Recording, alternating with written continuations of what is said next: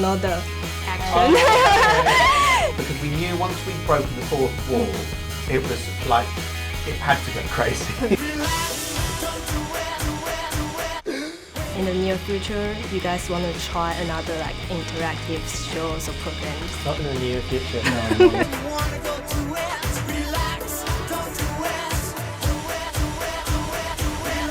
You could be in the bath and you think, I want a hamburger, and it's just there, you don't have to put your pants on.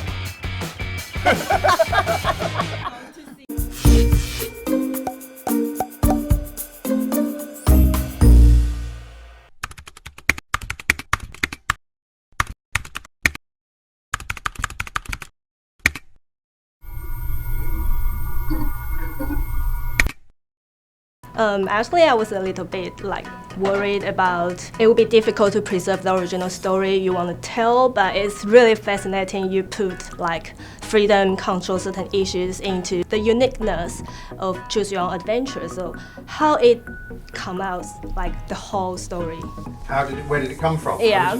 Well, I think it was that moment when we were discussing we were just discussing story ideas, not for an interactive film. We were just generally discussing ideas that we would do as Black Mirror stories.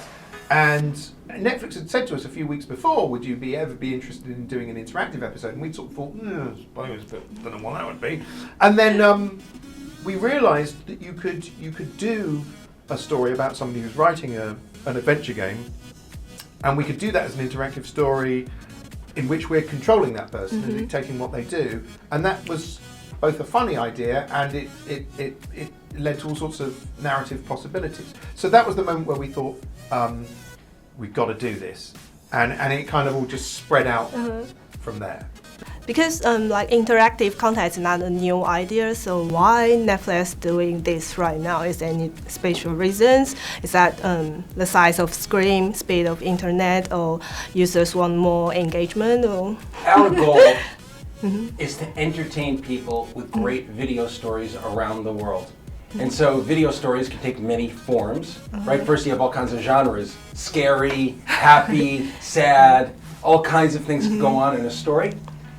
But how about if you really play with the format as well? Because internet TV allows for a two-way communication. So we've been leveraging that for a lot of years with personalization, showing the right content to the right person at the right time.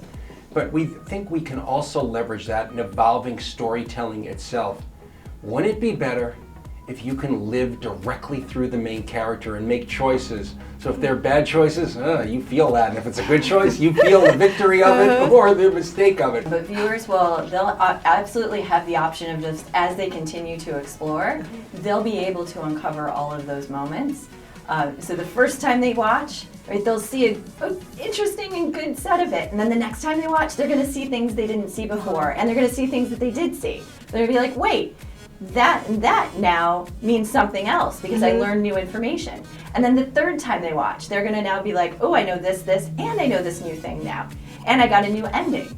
Right? So each time that they watch and engage, they're going to keep learning more about it. so I know Netflix do a lot of A/B testing to give like users better user experience. So in this case, did Netflix learn anything from interactive content? But what we think a lot about is how do we learn the right way for our members to experience it. And so, for example, things like we can't fast forward in the way that we used to. Because in a non-linear title where it's branching, you can't fast forward because you don't know where you're going to go.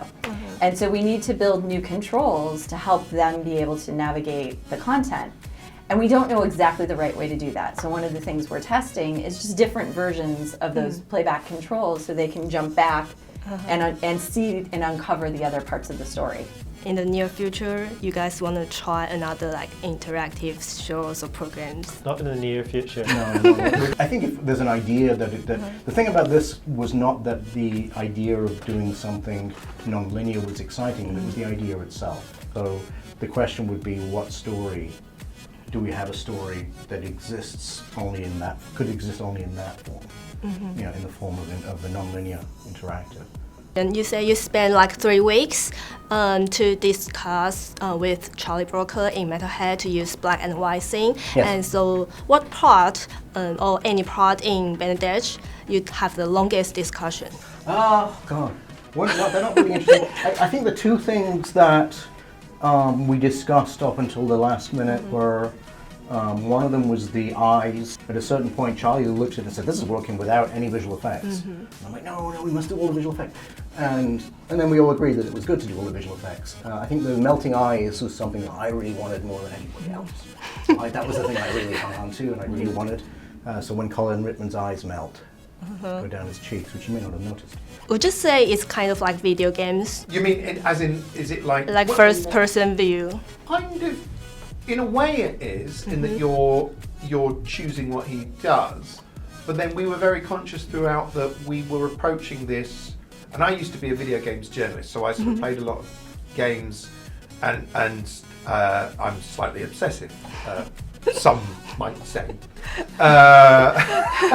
about them. But we were very consciously approaching this as a film and not as a game.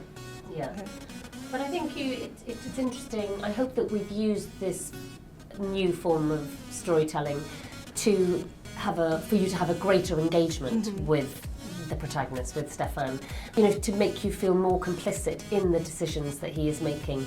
And so that was one of the exciting things that the technology gave us, and we just wanted to make sure that we were using and embracing that.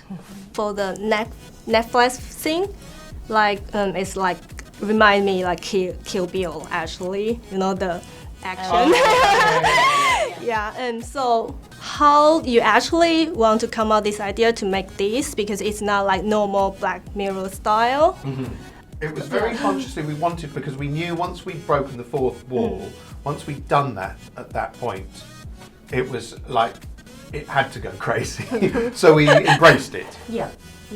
And there's a very funny line, the doctor, the psychiatrist, sort of says, if this really were being controlled by an entertainment platform in the future, do you really think the film would be like this? Which of course is us having a little in joke, and so then you're given the license to sort of go, this is what you would do if you were giving an interactive game. You'd have big, high octane set pieces with lots of action. So we have our cake and eat it, which is that was the other thing, was we realised that was another point. When we were discussing the story, at one point we went, well, you could tell him that you're watching him on Netflix, and that's true, but also, if he's in 1984 and he tries to explain that to anyone, he's going to sound like he's crazy. So that was funny. So that was why we kept it in, and I think, because I wasn't sure how Netflix would react to us putting that in there, because they might have said, that's a little bit fourth wall breaking. That's a little bit in. And we're controlling our viewers. Yeah, it's a big commercial probably. In the end, you set up in 1984. Yeah. Is there any reason? Well, it was a very specific time in the game, in the kind of nascent kind of games industry in Britain at the time. It was very the Spectrum computer had come out. People were suddenly able to write simple games on their own in a bedroom and record it onto a tape and sell it for £5. And this at this specific point in '84, middle of '84, this industry was starting to kind of become a huge thing, and that went on to be the computer games industry that we know now. And Charlie was Stefan's age, younger than Stefan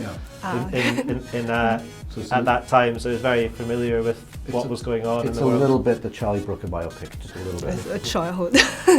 What technology you would want to see like in 10 years?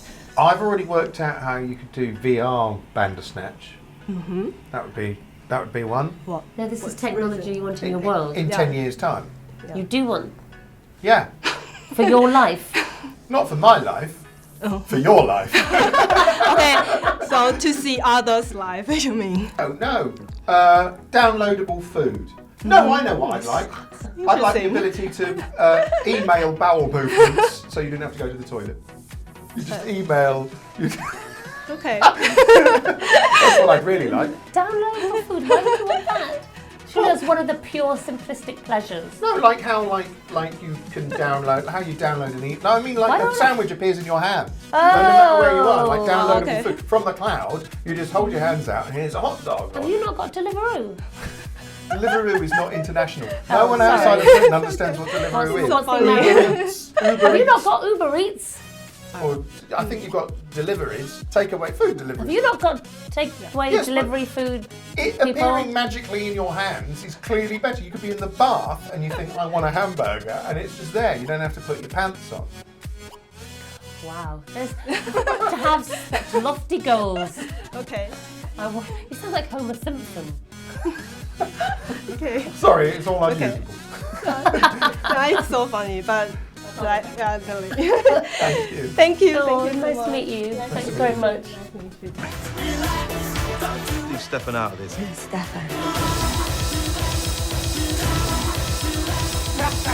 Your fate has been dictated. You're not in control.